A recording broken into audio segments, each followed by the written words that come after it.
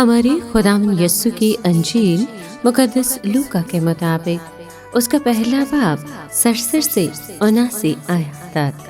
اس وقت یوحنا کا باپ زکریا روح القدس سے معمور ہوا اور نبوت کر کے کہنے لگا کہ مبارک ہو خداوند خدائے اسرائیل، کیونکہ اس نے توجہ کر کے اپنی امت کو مخلصی بخشی اور اس نے اپنے بندے داؤد کے گھرانے میں ہمارے لیے کرنے نجات نصب کیا، جیسا اس نے اپنے ان انبیاء پاک کے منہ سے کہا تھا جو قدیم سے ہوتے آئے ہیں، کہ اس نے ہم کو ہمارے دشمنوں سے اور ہمارے سب کینہوروں کے ہاتھ سے نجات دی، اور کہ اس نے ہمارے باپ دادا پر رحم کر کے اپنے پاک عہد کو یاد فرمایا، یعنی اس قسم کو جو اس نے ہمارے باپ ابراہیم سے کھائی تھی، اور وہ ہمیں یہ عنایت فرمائے گا کہ اپنے دشمنوں کے ہاتھ سے رہائی پا کر ہم بے خوف اس کی خدمت کریں، اس کے حضور اپنے کل ایام پاکیزگی اور صداقت کے ساتھ گزاریں۔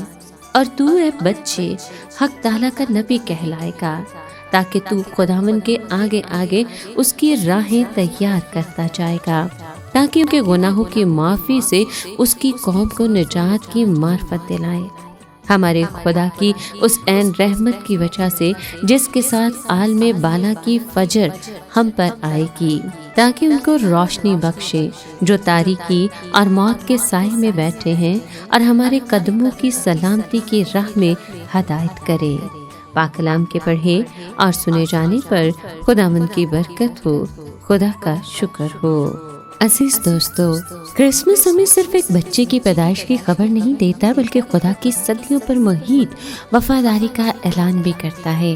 زکریا جو روح القدس سے بھر گیا، خدا کی حمد میں وہ الفاظ ادا کرتا ہے جو ہمیں بتاتے ہیں کہ یسوع کی آمد کوئی اچانک واقعہ نہیں ہے، بلکہ خدا کے ازلی منصوبے کی تکمیل ہے۔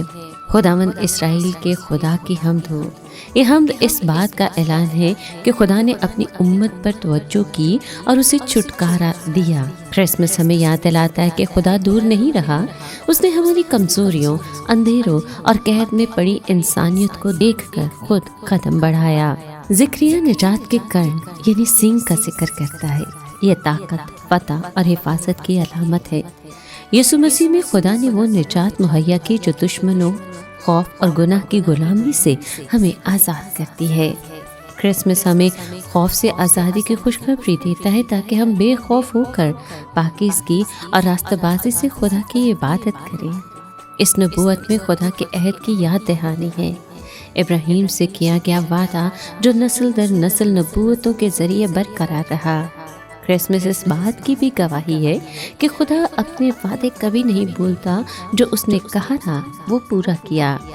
زکریا اپنے بیٹے یوحنا کے مقصد کو بھی بیان کرتا ہے، راستہ تیار کرنا، دلوں کو موڑنا اور لوگوں کو یہ علم دینا کہ حقیقی نجات گناہوں کی معافی سے حاصل ہوتی ہے۔ کرسمس کے ایام ہمیں دعوت دیتے ہیں کہ ہم بھی اپنے دلوں کو تیار کریں، تاکہ مسیح کی روشنی پوری طرح ہم میں جلوہ گر ہو۔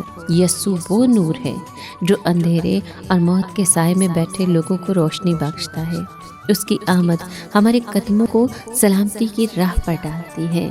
کرسمس کے اس مقدس موسم میں ہم خود سے پوچھیں کہ کیا ہم اس نور کو قبول کر رہے ہیں؟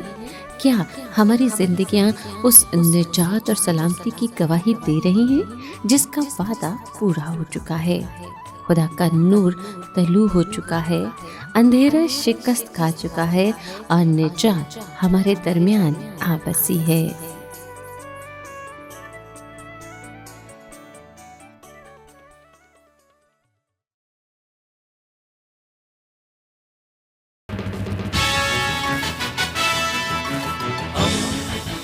دوستی کا پیمبر، ریڈیو ویریتاس ایشیا۔